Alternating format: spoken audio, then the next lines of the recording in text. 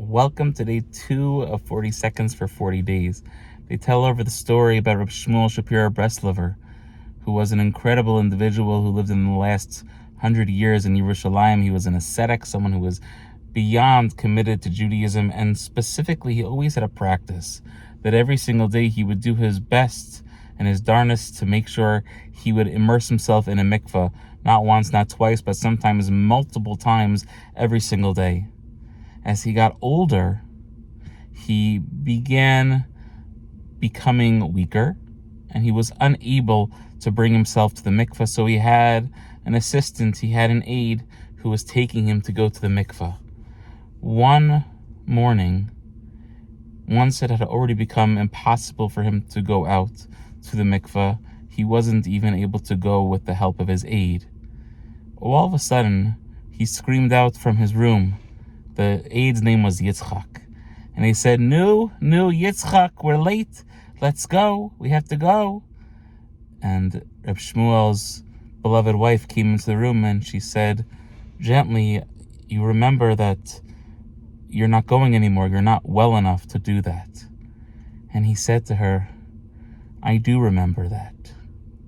But just because you can't do something doesn't mean you can't yearn to be able to do it.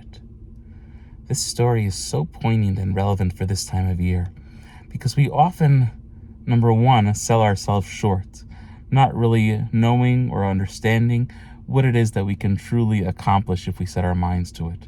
But more than that, sometimes we just get afraid at even the thought of trying to become a better version of ourselves. We become overwhelmed by the thought of how much work we will have to put in to reaching that next level of what is possible for who we can and ultimately could one day become.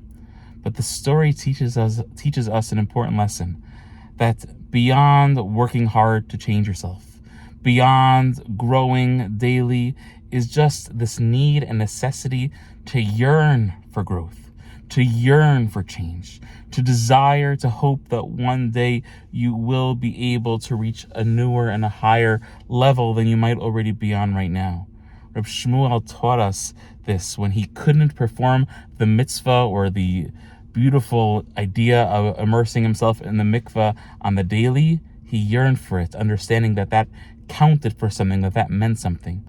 May we all use this time that we are in to work on our yearnings and our desires, to hope and pray that it's not just our actions that will change, but beyond that, slightly easier than that, to change what we strive for, to change what we desire, to change what we yearn for.